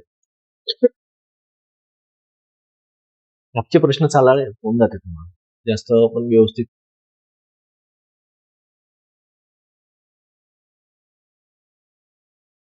यांनी काय म्हटलंय ब्रिटिश काळामध्ये शेतीच्या व्यापारीकरणामुळे पुढील कोणत्या पिकाच्या उत्पन्नात वाढ झालेली आहे. आता ब्रिटिश काय करायचे की त्यांना जे नगदी पिकं होते ना त्या नगदी पिकांवरतीच काम करायचे. त्यांना ते डाळ वगैरे त्यांना काही माहिती नव्हती. तंबाखू किंवा म्हणजे कापूस ज्यांना हे त्यांना फायद्याचं होतं कारण त्यांना अशी पिकं पाहिजे होती की ज्यांना ते परदेशामध्ये कापूस कापूस घेऊन जात होते. कापसावरती प्रक्रिया करून तुम्हाला कापड आणून विकायचे परदेशी कापड आणि परदेशी कापडापुढे तर होळी केली त्याने बलिदान दिलेलं आहे हे तुम्हाला चांगलंच माहिती आहे. बरोबर आहे. हा एक मुद्दा. दुसरा मुद्दा लक्षात घ्यायचा की ज्या वेळेस अशी पिकं परत नीळ सुद्धा कापूस पिकवायचे तुम्हाला आठवते ना निळावरती सुद्धा एक सत्याग्रह झालेला आहे नीळ पिकावरती आलेलं चंपारण्य सत्याग्रह 1917चा ज्यांचं नेतृत्व महात्मा गांधींनी हा पहिला सत्याग्रह होता त्यांच्या जीवनातला म्हणजे याचा अर्थ नीळ पीक त्यांना हवं होतं. त्यानंतर त्यांना ताग सुद्धा हवं होतं. ताग नाही ताग. तर ताग लक्षात ठेवा. ताग म्हणजेच कुठला की त्याला ज्यूट असं म्हटलं जातं जे आज पश्चिम बंगालच्या सुंदरबनचा जो प्रदेश आहे ना दलदलीचा त्या ठिकाणी ते पिकवलं जातं म्हणजे याचा अर्थ त्यांना ताग पण हवा होता. ठीक आहे. चहा ते प्यायचे म्हणजे चहा सुद्धा त्यांनी भारतामध्ये आणलेला होता. चहा पिकवायचे ते आलं लक्षात. त्यासोबतच त्यांना तंबाखू अफू ह्या सुद्धा गोष्टी म्हणजे एक लक्षात घ्यायचं ते व्यसनी होते. तर त्यांना ज्या गोष्टी हव्या होत्या त्या गोष्टी ते भारतामध्ये पिकवायला सुरुवात केली होती आणि ते पिकवायलाच नाही तर आमच्याकडून जबरदस्तीने आपल्याकडून ते पिकवण्याचा प्रयत्न करायचे. आलं लक्षात. जबरदस्तीने त्यांना जे हवं होतं ते करून घ्यायचे त्या गोष्टी. आलं लक्षात. चला पुढे. म्हणजे याचा अर्थ ब्रिटिशांचं कोणत्या उत्पादन ते घ्यायला लागलेलं ते कोणत्या उत्पादनामध्ये वाढ केलेली ती त्यांनी समजून देण्याचा प्रयत्न केलेला. ठीक आहे. ते पिकं आपल्या लक्षात घ्यायची. पुढे चला. यामध्ये गहू तर नसणारच आहे. बरोबर आहे. ऊस कापूस ऊस नसणार इकडे गहू पण नसेल याचा अर्थ गहू आणि ऊस तो नसेल. आलं लक्षात. म्हणजे अशा पद्धतीने लक्षात घ्यायचं की पुढे कशा पद्धतीने गव्हाची चव काय होती त्यांना काही माहिती नाही त्यांना. आलं लक्षात. ऊस काय मग काही काळानंतर मग कुठेतरी त्यांनी पाऊल टाकायला सुरुवात केली कारण त्यांना नगदी पिकं जाणवायला लागली की ज्यामध्ये पैसा त्यांना फक्त भारतामधून पैसा पाहिजे होता बाकी काही नाही माणूस की नको होती. ठीक आहे. पुढे बघा. परत पंडिता रमाबाई हा मुद्दा हा प्रश्न सुद्धा तुम्हाला पंडिता रमाई ज्यावेळेस रमाबाई हा मुद्दा तुम्ही 11वीच्या पुस्तकामधून करेल ना त्यावेळेस तुम्हाला त्यांना लक्षात येईल की त्यांना कैसरी हिंद पुरस्कार मिळाला आहे नाही मिळालेला आहे. बरोबर आहे. तर व्यवस्थित वाचायचं कारण हिंद आणि हिंदू फरक आहे. आलं लक्षात. मग त्यासोबत म्हणजे पंडिता रमाबाई हा एक तुम्ही व्यवस्थित टॉपिक करून घ्याल. पंडिता रमाबाईचा पूर्ण अभ्यास तुम्हाला त्यांचं काम केलेलं त्यांनी कुठल्या कमिशन समोर साक्ष दिलेली आहे 1882 ला विल्यम हंटर कमिशन समोर काय केलं त्यांनी ख्रिश्चन धर्म स्वीकारला का त्यावरती पण प्रश्न आहे. कैसरी हिंदू हा पुरस्कार हिंद पुरस्कार मिळालेला त्यांना त्यांच्यावरती पण प्रश्न आलेलाच आहे तुम्हाला आणि इतरही किती कोणत्या त्यांनी परत सदन स्थापन केलेले आहे मागे आपण बघितलेला आहे प्रश्न आहेच. या सर्वांवरून एकच निष्कर्ष की तुम्हाला समाज सुधारक व्यवस्थित करणं जे जे दिलेले आहेत त्यांचं फक्त त्या प्रश्नांपुरतं लिमिट न राहणं त्यांच्या बायोग्राफीत पूर्ण टॉपिक पर्यंत आलं लक्षात. पुढे बघ. हे बघ आदिवासी शेतकऱ्यांचा काय म्हटलं त्यांनी क्रांतीचा पहिला नायक कोण होता तरी 11वीच्या पुस्तकामध्ये दिलेला आहे. शेतकऱ्यांचा उठाव आलं लक्षात. शेतकऱ्यांचा उठाव हा करा व्यवस्थित. सर्व मुद्दे मी नोट्स मध्ये दिलेले आहेत. क्लासच्या मुलांना नोट्स मध्ये आहेत सर्व. फक्त तुम्ही 11वीचं पुस्तक वाचा तुम्हाला त्यामधला फायदा होईल. कारण शेतकऱ्यांचा उठाव आहे त्यामध्ये कुठे झाला कधी झाला कोणी नेतृत्व केलं आलं लक्षात? तर तुम्हाला दिलेला एकच पॅरेग्राफ आहे, त्या पॅरेग्राफ मधून सर्व प्रश्न निघणार आहेत तुमचे. आलं? मग 11वीच्या पुस्तकाला खूप नसेल तर मेसेज करा, तुम्हाला मिळून जाईल, किंवा टेलिग्राम चॅनल जॉईन करा. टेलिग्राम चॅनल वरती दिलेलं आहे, सर्व मी पुस्तक अपलोड केलेले आहे. आणि जर नाही मिळालं तर अप्लिकेशन सुद्धा इन्स्टॉल करा, अप्लिकेशन मध्ये सुद्धा मी दिलेलं आहे, काळजी करू नका. ठीक, पुढे चला. त्यानंतर नागरी उठावांची सुरुवात खालपैकी कोणत्या प्रदेशातून झाली? नागरी उठाव म्हणजेच आपण म्हणू शकतो की ज्या क्रांतिकारी चळवळी आहे ना, त्यांची सुरुवात कुठून झालेली आहे आणि कशा पद्धतीने झाली आहे ते त्यांनी विचारलेलं आहे. ठीक आहे, तर चला पुढे आता त्या पद्धतीने.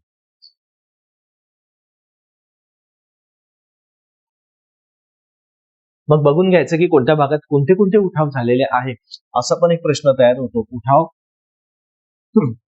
आणि प्रदेश आणि त्यांचं नेतृत्व कोणी कोणी केलेलं. आलं लक्षात? उठाव, प्रदेश आणि नेतृत्व, या तिन्ही गोष्टी येतात. ठीक आहे, आणि होऊ शकेल त्यामध्ये इकडे तुम्हाला एक वर्ष पण विचारू शकेल. म्हणजे आता जोडलेला प्रश्न एकतर वर्ष आणि उठाव विचारणार, उठाव किंवा प्रदेश विचारणार, बरोबर आहे, किंवा उठाव किंवा नेतृत्व विचारणार. लिंक लक्षात घ्या प्रश्नाची, मग त्या दृष्टीने आपण अभ्यास करणं महत्वाचं असतं. ठीक आहे, पुढे बघा.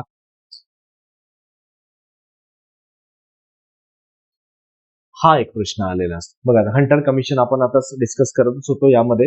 आता तुम्हाला काय करायचं बघा, ह्या पॅटर्न इथे त्यांनी जास्त वापरलेला आहे, 2 प्रश्न आलेले आहेत त्या पद्धतीचे. मग आपल्याला काय करायचंय बघा, पंडिता रमाबाई, बरोबर आहे, गोविंद बल्लाळ जाऊ द्या, आनंदीबाई कर्वे, रमाबाई रानडे. आणि लक्षात ह्या व्यवस्थित करा ह्या लोकांना. एक रमाबाई म्हणजे आपण हा तिसरा प्रश्न येतो आतापर्यंतचा. त्यानंतर रमाबाई रानडे इथे दिलेलेच आहे तुम्हाला. त्यानंतर आनंदीबाई कर्वे ह्या कोण होत्या त्या एकदा करून घ्यायचं. म्हणजेच काय तुमच्या हे लक्षात राहतं की 3 व्यक्तीचे कार्य. मी परत सांगेन, 11वीचा इतिहासाशिवाय पुढे जाऊ नका. ठीक आहे, इथे बघा, शारदा हे लोकप्रिय नाटकात बालविवाहाचा प्रश्न मांडला, हा एक. हंटर कमिशन पुढे स्त्री शिक्षणाच्या आकडेवारीसह प्रभावीपणे मांडणी, तुम्हालाही माहिती आहे. पंडिता रमाबाई, आलं लक्षात? म्हणजे प्रश्न मुद्दा कसा मांडता येईल तुम्हाला, म्हणजे हे ब जर विचार केला तर इथे लक्षात येत येणार आहे तुम्हाला ऑप्शन पंडिता रमाबाई. बस प्रश्न काटायचे कसे हे तुमच्या लक्षात येऊन जातोय. उत्तर पत्रिकेमध्ये दिलेलं आहे आणि उत्तर डिस्कस करून काही फायदा नाही. आपल्याला त्या मुळाशी घात घालणं महत्वाचं आहे, त्या मुळाशी जाणं फार महत्वाचं आहे, बरोबर आहे. म्हणून तो मुद्दा लक्षात घ्यायचा की त्याला कशा पद्धतीने आपण हे करत जायचं. 4 पॉईंट आहे, त्यासोबत अ, ब, क आणि ड हे व्यवस्थित करा, च्या लक्षात येतं. आणि त्याच्यासोबत पंडिता रमाबाई, आनंदीबाई कर्वे, रमाबाई रानडे त्यांनी काय काय केलेलं आहे, आणि इतरही ज्या महिला स्त्री सुधारक आहेत त्या सुद्धा करा. आणि 11वीच्या पुस्तकात नका जास्त टेन्शन. तर जेवढं सांगतो तेवढं व्यवस्थित करून जा, तुम्हाला फायदा होईल, नक्की होणार. आता एक लक्षात घ्या, यांनी काय म्हटलेलं आहे, 1857च्या उठावाविषयी, बरोबर आहे, कोणती विधान बरोबर आहे. मग आता एक लक्षात घ्या, रंगू बापूजी गुप्ते हे 11वीच्या पुस्तकात नाही का रे, मला सांगा बरं, नाही आहे का? बरोबर आहे. मग त्यांनी जो उठाव केलेला आहे ते वाचायला व्यवस्थित तुम्हाला, बरोबर आहे. ठीक आहे, लक्षात घ्या, इथे काय म्हणलं, नागपूरच्या भोसले घराण्यातील राणी बाकाबाई बंडवाल्यांना पाठिंबा दिला. आता राणी बाकाबाई जर आपण म्हणतो, बरोबर आहे, तर भोसले हे संस्थान हे 1854 विलीन झालेलं होतं, खालसा केलेलं होतं, बरोबर होता. मग त्याच्यावरती परत प्रश्न आलेला आहे की रघुजी तिसरे म्हणून, बरोबर, जे की त्यांनी दत्तक पुत्र म्हणून यशवंतरावांना घेतलेलं होतं, बरोबर, यशवंतराव होतं त्यामध्ये. मग हे 1857च्या उठावामध्ये येतं ना तुम्हाला. ठीक आहे, प्रश्न आहे तुम्हाला, रघुजी तिसरे म्हणून त्यांना घोषित करण्यात आलेले होते. म्हणजेच लक्षात घ्या, तुम्हाला प्रत्येक गोष्ट मुळाशी करणं गरजेचं आहे. 1857चा उठाव, आणि हा सुद्धा 11वीच्या पुस्तकामध्ये यामध्ये महाराष्ट्राचा दिलेला आहे, बरोबर आहे. आणि भारताचा तुम्ही जो भारतामध्ये झालेले उठाव आहे इतरही राज्यांमध्ये, ती तुम्हाला तुमच्या नोट्स मधून करणं गरजेचं आहे, ज्यामधून तुम्ही आता अभ्यास करा. ठीक आहे, तेवढंच करा, काही जास्त नाही. आता पुस्तक बदलू नका, काही नवीन वाचू नका. पेपर उद्या 11 तारखेला आपण डिस्कस करू त्यावेळेस. ठीक आहे, तुम्ही फक्त रेडी राहाल, मी व्हिडिओ टाकेल त्यावेळेस आपण, किंवा काही अडचण आली फोन करायचा. आणि परत एक सांगतो तुम्हाला की आता उद्यापासून 1 तारीख पासून आपली बॅच सुरू होत आहे. बरोबर आहे. निर्धार बॅच ही ऑनलाईन आणि ऑफलाईन दोन्ही मोड मध्ये असणार आहे, की ज्यांना खरंच वाटतं की माझा रिझल्ट ओरिएंटेड अभ्यास झाला पाहिजे आणि खरंच मिळा आणि ऑफलाईनच बॅच ही ऑनलाईन स्वरूपामध्ये मिळणार आहे. म्हणून कुठलेही टेन्शन घेऊ नका.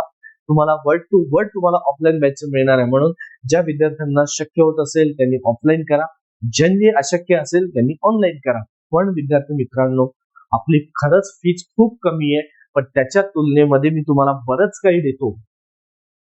एकचदा करा क्लास आयुष्यामध्ये. क्लास करत बसू नका आणि निवड आयुष्य क्लासमध्ये घालवू नका. मी सरळ सांगतो तुम्हाला. त्याच्यामुळे ना एकच बॅच करा आणि येणाऱ्या 2026च्या सर्व परीक्षा जी आहे ना, सर्व परीक्षा पास होण्यासाठीच प्रयत्न करा. काही जास्त रेंगाळत बसू नका या क्षेत्रामध्ये. फटकन निघून जायचं. जास्त नाही. कारण आपले बऱ्याच जबाबदाऱ्या असतात. पूर्ण तारुण्यावस्था काही या एमपीएससी मध्ये थोडी जायचं आपल्याला. आपली पण पुढची लाईफ जगायची आहे. म्हणून त्या दृष्टीने विचार करा. ठीक आहे. एक आपल्या हाताशी आधी मिळणं फार महत्वाचं आहे. त्याच्यानंतर पुढे बघू आपण काय करायचं. मी आहे सोबतीला. क्लास 1 व्हा, सुपर क्लास 1 व्हा. पुढे बघू आपण. पण आधी सुरुवात तर करा आयुष्याचं. म्हणून उद्यापासून आपल्या स्पर्धा परीक्षेची तयारीला सुरुवात करा. ऍप वरती कोर्स दिलेला आहे, सर्व दिलेला आहे. तुम्ही फक्त सुरुवात करा. ठीक आहे. त्यानंतर बघा, प्रत्येक गोष्ट एकदम बारकाईने जायची. आता येतो भूगोलावरती आपण. इथे त्यांनी राष्ट्रीय महामार्ग दिलेले आहे. भारतातील राष्ट्रीय महामार्ग सर्वात लांब कोणता आहे, काय कोणता आहे, ह्या पद्धतीने. मग याच्यामध्ये प्रश्न कसे निघताय तुम्हाला आलेले आहेत बघा. राष्ट्रीय महामार्गावरती म्हणजे त्याला नॅशनल हायवे. एक तर तुम्हाला क्रमांक विचारला जातो, कोणत्या 2 शहरादरम्यान आहे ते विचारलं जातं. बरोबर. एक त्याची लांबी विचारलेली आहे. त्यानंतर त्याच्या मार्गावरील शहर विचारलेलं आहे की ह्या मार्गावरील शहर कोणतं आहे. जसं तुम्हाला सुवर्ण चतुष्कोन आहे, डीएमआयसी आहे, दिल्ली मुंबई, बरोबर आहे, इंडस्ट्रियल कॉरिडॉर. परत तुम्हाला सुवर्ण चतुष्कोन येतो, त्याच्या मार्गावरील जे मुख्य महत्वाचे 4 शहर आहेत त्याच्यावरती प्रश्न आलेला आहे. जसं तुम्हाला येतो कोलकाता, चेन्नई, बरोबर आहे. आणि परत येतो तुम्हाला मुंबई आणि दिल्ली. मग याच्याही मध्ये परत त्यांनी शहर विचारलेलं आहे. बँगलोर सुद्धा विचारलेलं आहे तुम्हाला, हे आहे का नाही आहे का. सुवर्ण चतुष्कोन काय असतो, कसा असतो ते. आणि परत नॅशनल हायवेचा क्रमांक तुम्हाला ओल्ड म्हणजे जुना, नवीन पण आणि जुना हे दोन्ही विचारलेले असतात. नवीन क्रमांक आणि जुने क्रमांक, बरोबर. म्हणजे त्या दृष्टिकोनातून लक्षात घेणं महत्वाचं राहतं की तुम्हाला कसं करायचं आहे. बरोबर आहे. म्हणजेच काय, ह्या गोष्टीने लक्षात घ्या की तुम्हाला प्रत्येक महामार्ग कशा पद्धतीने करायचं, कसा पुढे जायचा आहे दृष्टिकोन. आलं लक्षात. ठीक आहे. पुढे जाऊ आता आपण. लक्ष घ्या.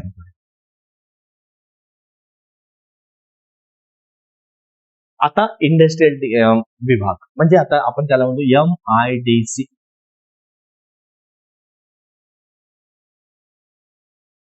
MIDC बरोबर. MIDC हा क्षेत्र म्हटलं औद्योगिक क्षेत्र आलेलं आहे. तर आता आशिया खंडातलं सर्वात मोठं जरी म्हटलं तर बुटिबोरी आलेलं आहे ना रे. आणि बुटिबोरी येतं आहोत नागपूर या ठिकाणी. सर्वच मित्रांना माहितीये, महाराष्ट्रातील जो विद्यार्थी आहे त्यांना सर्वांना माहितीये. मग पण मग अडचण कुठे येतं, तुम्हाला इतर हे नावं कधी ऐकलेले नसतात. मग तिथे वाचायचं. म्हणजे जे जे क्षेत्र आलेले आहे ना ते. आणि याच्यासोबत तुम्हाला आता भूगोल म्हटल्यानंतर तुम्हाला नकाशा. परत तुम्हाला जे राष्ट्रीय महामार्ग आहे तिथे तुम्हाला नकाशा पण करणं गरजेचं आहे बरं. कारण नकाशामध्ये सुद्धा तुम्हाला दाखवणं गरजेचं आहे. त्या प्रत्येक महामार्ग 44, 1, 48, 6 बरोबर. कोणत्या 2 शहरांदरम्यान जातं, कोणती शहर आहे. मग महाराष्ट्रामध्ये सुरू होणारा, महाराष्ट्रामध्ये संपणारा हा एक महामार्ग प्रश्न आलेला आहे. महाराष्ट्रातील सर्वात लांब महामार्ग तो विचारलाय. 4B 4C पळसपे कळंबोली आले ना.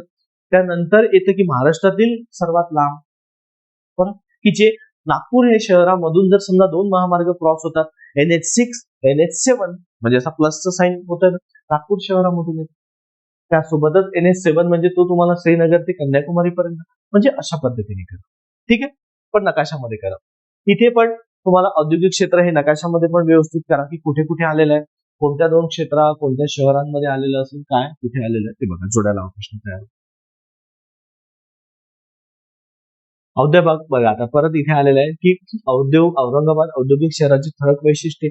जर एखादी असेल त्याच्याविषयी काही चर्चेमध्ये असेल एखादी शहर, नवीन MIDC जर घोषित झालेला असेल आणि त्या संदर्भात काही माहिती असेल तर नक्की त्या संदर्भात तुम्ही जाणून घेण्याचा प्रयत्न करा. आलं लक्षात. म्हणजे हा सुद्धा तुमच्यासाठी फार महत्वाचा मुद्दा येतो. बरोबर. चला पुढे आता.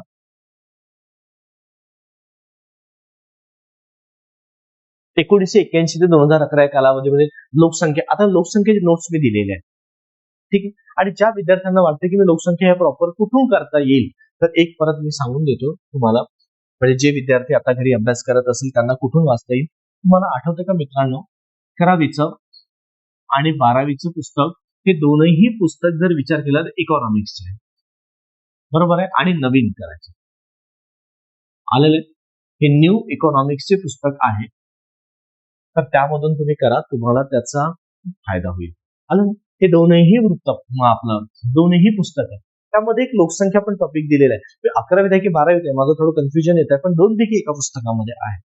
आणि ज्या विद्यार्थ्यांना मी परत सांगतो की इकॉनॉमिक्स विषयी काही अभ्यास नसेल आणि जर आताही 2 दिवसात काही वाचून जायचं असेल तर 2 गोष्टी करा. एक म्हणजे ही पुस्तकं वाचून जा, मार्केटमध्ये उपलब्ध आहे, नसेल तर पीडीएफ सुद्धा उपलब्ध आहे, मेसेज करा.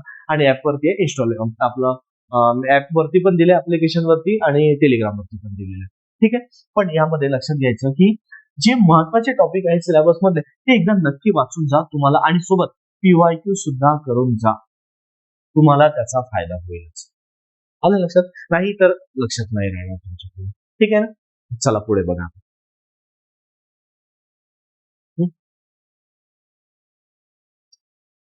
हा रेशो हा विचारलेला आहे त्यांनी, पण हा म्हणजे फार कमी विचारतो अशा याच्यावरती. तुम्ही फक्त एक वाचून जा, तुम्हाला भेटला तर ठीकच आहे. कारण एखादी तुम्हाला इंडेक्स किंवा त्यांनी जो अहवाल विचारलाय त्याच्यावरती आलेला. ठीक आहे. त्यानंतर खाली कोणता प्रदेश भूकंप असतो ते एकदा बघा, नकाशामध्ये दिलेलंच आहे. परत लोकसंख्यावरती प्रश्न आलेला आहे, एकदा ते पण वाचून जा, तुम्हाला त्याचा झाला फायदा तर झाला. ऐनवेळी पश्चाताप नको आपल्याला की वाचून गेलो असतो तर. ठीक आहे. तो कारण त्यावरती प्रश्न येणारच राहतात. त्यानंतर जलसिंचन योजना पाठ करून टाका. कितीतरीदा प्रश्न आलेला आहे, हे जाऊ देऊ नका बरोबर. हे नकाशामध्ये पण करा आणि अशी पाठ करून टाका. ठीक आहे. चला पुढे. त्याच्यावरती काय बोलणार, वारंवार आलेलं आहे. नैसर्गिक वायू आणि खनिज तेल उत्पादक राज्य म्हणजेच काय. रेखामध्ये कुठे कुठे नैसर्गिक वायूचं उत्पादन होते, कुठे खनिज तेलाचं आहे. तसं आसाम जरी म्हटलं आपण, बरोबर आहे, तर दिग्बोई या ठिकाणी केलं जातं. नवीन कुठल्या विहिरी त्यांनी उत्पादन केल्या आहेत का, नवीन विहिरी काही शोध लावलाय का, तिथे उत्पादन होत आहे का, ते सुद्धा व्यवस्थित करून जा.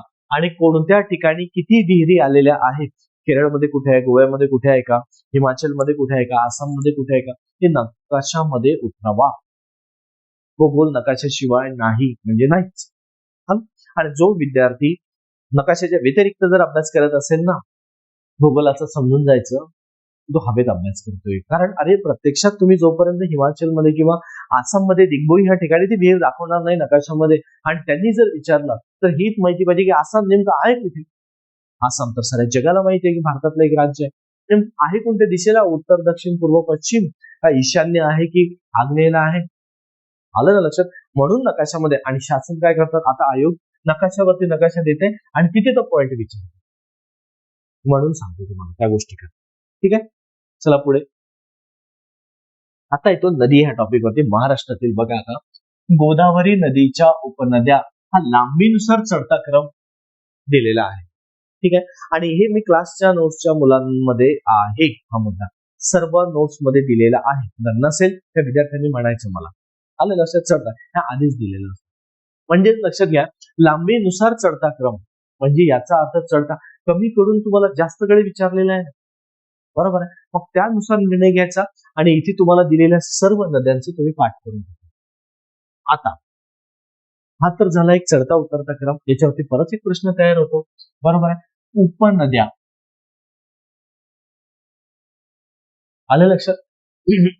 जर उगमापासून जर विचारला क्रम तर ते सुद्धा लक्षात घ्या. जसं आता ही गोदावरी नदी जर या दिशेला जात आहे, बरोबर आहे, अशा पद्धतीने विचारत आहे तुम्हाला. तर एक लक्षात घ्यायचं, ह्या नद्यांचा उगमापासून कसा क्रम आलेला असेल. आलं ना. म्हणजे तुमच्या लक्षात राहतं की उगमापासून म्हणजे जेव्हापासून त्यांनी उगम केलेला आहे, उगम झालेला आहे, तिथून कोणती कोणती नदी येऊन मिळालेली आहे, तर हा क्रम. मग तो डाव्या तीरावरील राहू शकेल किंवा उजव्या तीरावरील राहील. हा एक. याच्या किनाऱ्यावरील शहरे तेही विचारलेलं आहे. संगम तेही विचारलेलं आहे तुम्हाला, कोणत्या ठिकाणी कोणत्या नदीचा संगम होतो, बरोबर आहे. आहे ना. म्हणजे तुम्हाला असं एक एक एक एक करणं गरजेचं आहे की कशा पद्धतीने पुढे आले. समजलं आता. चला पुढे आता बघ.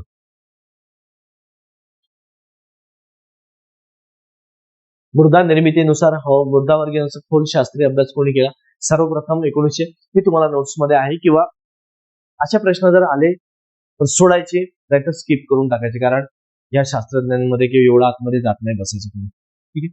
त्यानंतर लक्ष घ्या, महाराष्ट्रातील कोकण प्रदेशातील त्यांनी काय म्हटलं, मध्य कोकण मध्ये समाविष्ट होणाऱ्या खाड्या. आता मध्य कोकणामध्ये होणाऱ्या खाड्या, आता मध्य कोकण म्हणजे आता कोकणाचा जर हा भाग असा जर विचार केला तर असे दोन भाग पडते ना रे. हा उत्तर कोकण, हा मध्य कोकण आणि हा दक्षिण कोकण आलेला आहे. तीन एक भाग. मग तिन्ही भाग जर विचार केला आपण तर ते एक लक्षात घ्या, तर तुम्हाला मध्य कोकणामध्ये कोणता भाग येतोय? इथे रायगड जिल्हा, बरोबर आहे. मग रायगड जिल्ह्याचा जर विचार करा, मध्य कोकणामध्ये येतोय, मग त्या जिल्ह्यामध्ये असणाऱ्या नदी आणि नदीवरती होणाऱ्या खाड्या, म्हणजे इथे प्रश्नात परत आलेला आहे नदी आणि खाडी. प्रश्न नदी आणि जिल्हा, बरोबर आहे. इकडे खाडी आणि परत सांगतो जिल्हा, असे प्रश्न. म्हणजेच बघा ना, घुमून फिरून येऊन थांबतात तिथेच. म्हणजेच बेस्ट ऑप्शन सर्वात चांगलं सांगतो की कोकणातील नद्यांचा क्रम उत्तर दक्षिण करा, कोणती नदी कोणत्या जिल्ह्यामध्ये मिळत आहे ते करा, त्यानंतर कोणत्या नदीवरील कोणती खाडी आहे ज्या ठिकाणी त्या नावाने ओळखला जातो ते पण करा, आणि त्याच्यासोबत नकाशामध्ये करा. कारण यांनी आयोगाने काय विचारलेलं तुम्हाला आठवतं ना, एक असा नकाशा आलेला आहे कोकणाचा, आणि ती तुम्हाला असं एक जगबुडी नदीचाच नकाशा दिलाय, तर असं विचारलेलं आहे क्रॉस करून जगबुडी नदी नकाशामध्ये आलाय ना. म्हणजे तुम्हाला उत्तर दक्षिण नद्यांचा क्रम जेव्हा तुम्ही करणार ना हे सर्व, त्यावेळेस तुम्हाला त्या नदी कोणत्या जिल्ह्यात कोणती नदी आलेली आहे हे तुमच्या लक्षात घेऊन पण घेणं महत्वाचं. आलं लक्षात?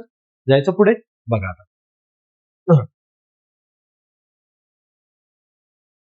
लक्षद्वीप आणि मिनिकॉय बेट विभक्त झाली आहेत, सरळ सरळ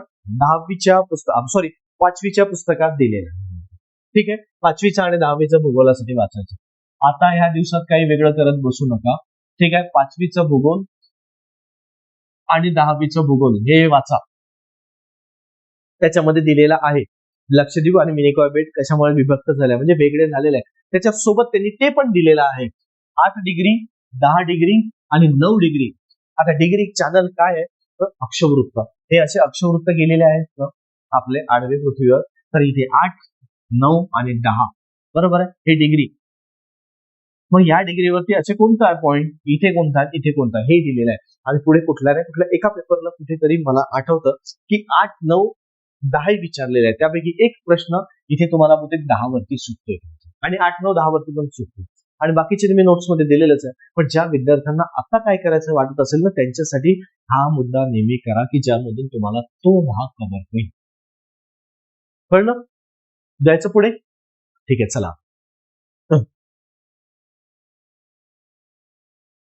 त्रिवार्ता हवामान. आता बघा ना, ह्याच्यावरती 2दा की 3दा प्रश्न आलेला आहे. त्रिवार्थानुसार आणि हवामानामध्ये परत, कारण त्रिवार्थानुसार व्यवस्थित करा, मी क्लास नोट्स मध्ये दिलेला आहे. या त्रिवार्थामध्ये हवामानामध्ये लक्षात घ्यायचं, हवामान टॉपिक मध्ये येतो. त्यांनी महाराष्ट्रामधले किती पट्टे कव्हर केलेले आहे तर महाराष्ट्रामधले 3 भाग आहेत.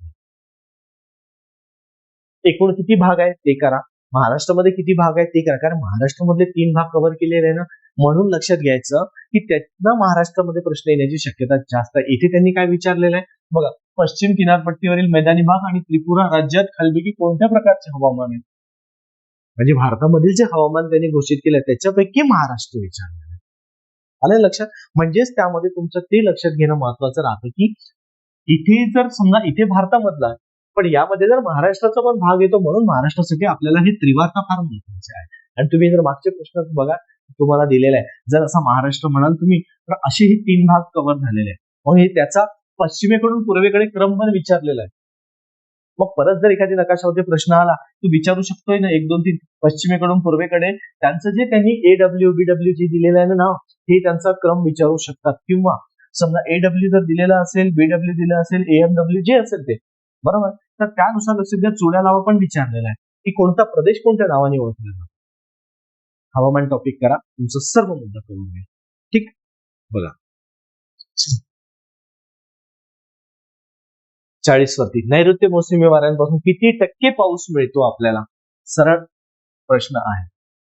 बरोबर आहे, महाराष्ट्रात नैऋत्य मोसमी वाऱ्यांपासून किती टक्के पाऊस, 85 आहे का? एकदा बघा. मग जर नैऋत्य मोसमी वाऱ्यांपासून जर 85% मिळत असेल तर उरलेला 15% हा कुठून पाऊस मिळतो आपल्याला हे एकदा बघा. म्हणजे सरळ सरळ आपल्याला पर्जन्य हा टॉपिक करणं गरजेचं आहे. नैऋत्य मोसमी वारे मग भारतामध्ये कोणत्या दिशेने येतात, काय येतात, त्यांचे ते परिणाम काय पाडतात, हवामान मध्ये आले. भूगोलाचा हृदय म्हणणारा हवामान हा टॉपिक आहे. व्यवस्थित अभ्यास करा. त्यानंतर लक्षात घ्या 1995 मध्ये बँक ग्राहकांच्या आता येतो आपण इकॉनॉमिक्स आणि मी परत सांगेन इकॉनॉमिक्स किंवा अर्थशास्त्र हा टॉपिक पूर्णतः तुम्हाला अभ्यास करायचा आहे. बरोबर आहे. तर हा सर्व तुम्हाला 11वीचे आणि 12वीचं इकॉनॉमिक्सचं पुस्तक त्यावरती करा. त्याच्या व्यतिरिक्त काही वाचू नका. महत्वाचे टॉपिक महत्वाचे मुद्दे त्यामध्ये दिलेले आहेत तुम्हाला. आलं लक्षात? तर ते व्यवस्थित करून घ्या. तुम्हाला त्याचा फायदा होईलच. ठीक आहे. पुढे बघा. स्वातंत्र्यानंतर भारत सरकारने इथे राष्ट्रीय उत्पन्न आलेलं आहे. बरोबर. राष्ट्रीय उत्पन्न समिती ते करा व्यवस्थित. तो मुद्दा येतो. त्यानंतर परत तुम्हाला आलेलं असेल हे बघा इथे रिझर्व्ह बँक 11वीच्या पुस्तकात दिलेला आहे. स्टेट बँक ऑफ इंडिया ते बघून घ्या. नाबार्ड वरती पण प्रश्न आलेले आहे 2-3दा. बरोबर आहे. नाबार्ड वरती आलेले आहे. नाबार्डची स्थापना कधी झाली, त्यांचे कार्य काय, त्यांचं नेमणूक काय, त्यांचे कशा संदर्भात काम करतात ते बघा. आलं लक्षात ना? तर हे तुम्हाला समजून घेणं महत्वाचं राहते. आलं समजलं? तर ते बघा. अर्थसंकल्प. आता अर्थसंकल्प जेव्हा इकॉनॉमिक्सचा पेपर आहे आणि अर्थसंकल्प नाही असं होऊ शकणार नाही. मग तो आर्थिक पाहणी अहवाल असू द्या की अर्थसंकल्पावरील प्रश्न असू द्या हे तुम्हाला आवर्जून विचारलेलं आहे. आलं लक्षात? म्हणून ते बघा व्यवस्थित. परत जनगणनेवरती प्रश्न आलेलाच आहे. म्हणजेच लोकसंख्येवरती 2 ते 3 प्रश्न असतातच असं मी म्हणणार नाही. कधी 2ही राहील तर कधी 4-5ही राहील. पण प्रश्न राहील मी एवढं तर म्हणू शकतो कारण हे मी नाही आपल्याला मागचे प्रश्न सांगत आहे की मागचे प्रश्न जर बघितले तर तुम्हाला ते प्रश्न दिसत आहे. आलं ना? म्हणून त्यावरून लक्षात घ्यायचं. पुढे बघा. परत इथे प्रश्न आलेला आहे की लोकसंख्येची गुणवत्ता गुणात्मक वैशिष्ट्य काय आहे. ठीक आहे. त्यानंतर येतोय आपण बँक हा टॉपिक मध्ये. बरोबर आहे. बँकिंग ह्या टॉपिक मध्ये जर आपण बघितलं तर तुम्हाला त्या ठिकाणी बँक प्रणालीचे उपयोग कशा पद्धतीने आलेले आहे आताच्या करंट ओरिएंटेड हा प्रश्न. ठीक आहे. शेतीची उत्पादकता हे नोट्स मध्ये दिले आहे किंवा तुम्हाला हे टॉपिक सर्व सिलेबस मधले आहेत आणि ते 11वीचं पुस्तक वाचताना जेवढे सिलेबस मध्ये टॉपिक दिले तेवढे मार्क करायचे आणि तेवढंच वाचायचं. विनाकारण काही वाचत बसायचं नाही. आता पुस्तक म्हटलं 11वी-12वीचं वाचा सकट वाचत फिरलं तसं नाही. आधी सिलेबस डोळ्यासमोर ठेवायचा आणि तेच मुद्दे महत्वाचे जे आपल्याला अभ्यासक्रमामध्ये दिले त्याच्या व्यतिरिक्त एक शब्द पण नाही वाचायचा. हे बघ याच्यामध्ये दिलेला. आता या कायद्यावरती लक्षात घ्या ना तुम्ही प्रश्न नाही आले का तुम्हाला ते सांगा. FRBM ऍक्ट म्हणजेच बघा मागच्या पेपरला आपण डिस्कस केलेला मागचा व्हिडिओ ज्यांनी बघितलेला असेल त्यांनी FRBM ऍक्ट वरती आलेला आहे. मग FRBM ऍक्ट असू द्या फेरा कायदा फेमा कायदा याच्यावरती पण आहे. म्हणजे तुम्हाला ते करणं गरजेचं आहे. आलं लक्षात? अजून काय पाहिजे? काहीच नाही. सर्व त्यांनी दिलेलं आहे. करा रे. तुम्हाला वारंवार सर्व इथंच दिलेलं आहे. विशेष आर्थिक क्षेत्र म्हणजे ज्याला म्हणतो स्पेशल इकॉनॉमिक झोन सेच भारतामध्ये किती आहे, महाराष्ट्रामध्ये किती आहे, त्याचा सेच कायदा कधी झाला. खरंच म्हणजे 2005 ला जर सेज ऍक्ट आलेला असेल तेव्हापासून मान्यता मिळणार. पहिला सेज कधी झालेला, काय झाला ते सर्व करा. बालमृत्यू दर हा किती 11वीच्या पुस्तकात जसंच्या तशी लाईन दिलेली आहे. जिथे 11वी-12वीचं पुस्तक म्हटलं ना इकॉनॉमिक्सचं या लोकसंख्येमध्ये प्रत्येकाने चाळा की हे जसेच्या तशी लाईन तुम्हाला बॉक्समध्ये दिलेला आहे की कितीच्या कालावधीमध्ये मृत्यूंची संख्या गणली जाते. आलंय ना? पुढे बघा. काही जास्त नाही रे तुम्ही खूप कठीण करून टाकता. एमपीएससी कठीण नाहीये. फक्त स्मार्ट डोक्याने करा, अभ्यास करा व्यवस्थित. मी आहे ना तुमच्या सोबतीला. टेन्शन घेऊ नका. फक्त तुम्ही अभ्यास करा. काय पाहिजे, कधी पाहिजे, कुठला मुद्दा 100% रिझल्ट तुमच्या रिझल्ट पर्यंत मी पोहोचवण्याचा प्रयत्न करू. तर व्यवस्थित करा. इथे अर्थसंकल्पावरती परत आलेला आहे प्रश्न. इथे बघा हा कौटुंबिक क्षेत्राला कशा पद्धतीने आला वीज वरती. त्यानंतर आंतरराष्ट्रीय व्यापार बरोबर परकीय व्यापार आंतरराष्ट्रीय व्यापार ह्याच्यावरती मुद्दा आलेला आहे तुम्हाला. त्यासोबतच बघायचं आता सायन्स वरती आलेला आहे. आता लक्षात घ्या, सायन्ससाठी काय वाचायचं? सरळ पाठ्यपुस्तकं वाचत या.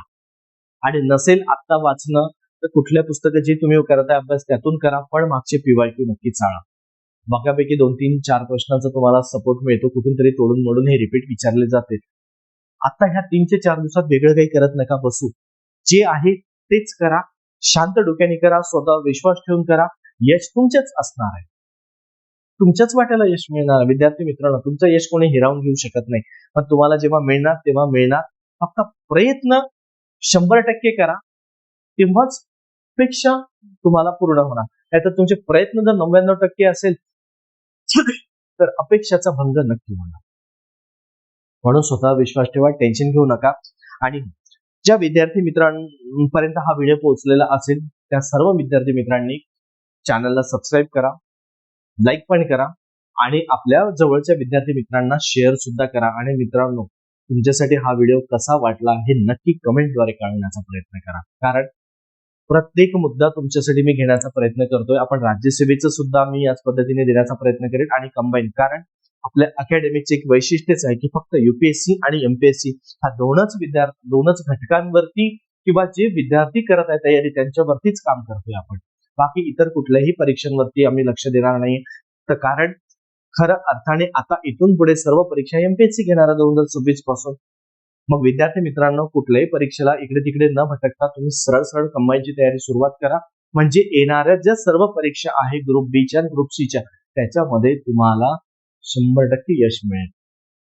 कारण आयुष्यभर क्लासमध्ये घालवू नका. विद्यार्थी आपली नवीन बॅच सुरू होत आहे, ते करा, प्रॉपर करा, तुम्हाला यश मिळेल आणि मी तुम्हाला देण्याचा प्रयत्न करेन. बरोबर आहे. आपले विविध विषय विविध शिक्षकांमार्फत शिकवले जातात, पण GS हा विषय मी घेतो पुन्हा. नंतर मराठी, इंग्लिश आणि गणित तर हा तुम्हाला मॅडमद्वारे कव्हर केला जाईल. काळजी करू नका, तुम्हाला तुमचं सिलेबस पूर्ण केला जाईल. आणि सिलेबसच पूर्ण नाही तर तुम्ही रिझल्ट पर्यंत माझ्याशी कनेक्ट राहणार आहे, त्याची काळजी करू नका. ठीक आहे, चला भेटू पुढच्या व्हिडिओला.